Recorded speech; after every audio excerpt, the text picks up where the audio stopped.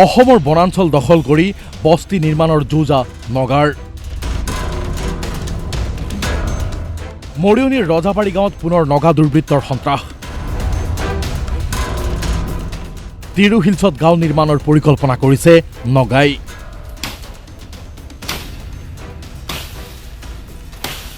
সীমান্তত উত্তেজনা অব্যাহত। অসমৰ বনাঞ্চলৰ মূল্যৱান সম্পদ তহিলং কৰি এইবাৰ বস্তি স্থাপনৰ পৰিকল্পনা কৰিছে নগা দুৰ্বৃত্তই। নগাৰ আগ্ৰাসনত আতংকিত হৈ ঘৰ বাৰী এৰি পলাবলগীয়া অৱস্থা সীমান্তৰ অসমীয়াৰ। আজি নগাৰ আগ্ৰাসন আজিৰ কথা নহয়, আজি বহুত দিনৰ পৰা এই আগ্ৰাসন নগাৰ ক্ৰমান্বয়ে চলি আছে আৰু এতিয়াও বৰ্তমান অব্যাহত আছে। আজি এই ৰজাবাৰী ৰাজগাঁৱত অসম নগালেণ্ডৰ সীমান্তৱৰ্তী এই এলেকাত এই কিছুদিন পূৰ্বে নগাই আমাৰ আদিবাসী শ্ৰমিকৰ ভোগ দখল কৰি থকা মাটি বলপূৰ্বকভাৱে দখল কৰি তেখেতসকলে নিজৰ মনোবৃত্তিটো দেখুৱাই যে নিজে যে আগ্ৰাসন যে তেখেতসকলৰ যে হৈছে। নগাৰ ভয়াৱহ আগ্ৰাসনৰ খবৰ প্ৰশাসন আৰু সংবাদ মাধ্যমক দিয়াৰ অভিযোগত সন্তোষ কৰ্মকাৰ নামৰ কৃষকজন আজিও নিখোজ।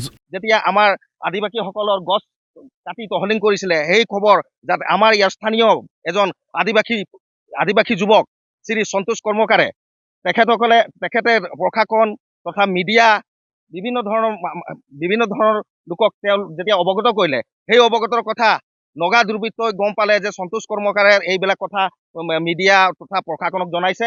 তেখেতৰ ওপৰত এতিয়া মৃত্যুৰ ভাবুকি তেওঁৰ প্ৰতি আহি পৰিছে। সন্তোষৰ পৰিয়ালো নগাৰ ভয়ত ঘৰ এৰি পলাই ফুৰিবলগীয়া অৱস্থা। আজি ৩-৪ দিন ওপৰত হ'ব, কিন্তু ঘৰ আহিব পৰা নাই।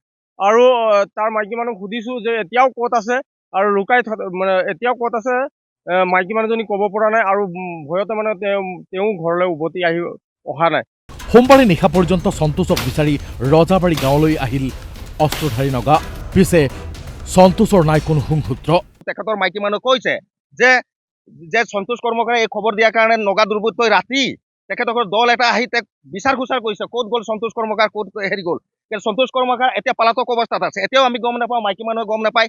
এখনৰ পিছত আনখন বনাঞ্চল তহিলং কৰি নগা দুৰ্বৃত্তই সন্ত্ৰাস চলালেও ৰহস্যজনকভাৱে নীৰৱ যোৰহাট প্ৰশাসন।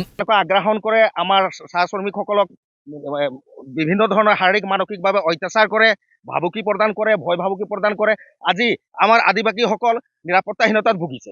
অসমৰ প্ৰশাসনৰ এনে লজ্জাজনক শক্তিবিহীন অৱস্থিতিক চোকা সমালোচনা আদিবাসী ছাত্ৰ সন্থাৰ। জাতি মাটি ভেটি কথা কোৱা চৰকাৰ গঠন হোৱা এই চৰকাৰখনে যে নিজৰ মাটিটোৰ কাৰণে যদি মাতিলে নগাৰ পৰা ভয়ত পলাব লগা হয়, ইয়াতকে আৰু দুখৰ বিষয় একো হ'ব নোৱাৰে। কাৰণ এইখন চৰকাৰে মাটিৰ কথা কৈছিল আৰু মাটিটো নগাই দিনে দিনে লৈছে। প্ৰশাসনে অচিৰেই সীমান্তৰ অসমীয়াৰ নিৰাপত্তা সুনিশ্চিত নকৰিলে জংগী আন্দোলন গঢ়ি তোলাৰ হুংকাৰ দিছে। অতি শীঘ্ৰে ইয়াৰ ওপৰত ব্যৱস্থা গ্ৰহণ কৰিবলৈ দাবী জনাইছো, অন্যথা আদিবাসী ছাত্ৰ যিকোনো গণতান্ত্ৰিক আন্দোলন কৰিবলৈ বাধ্য হ'ব।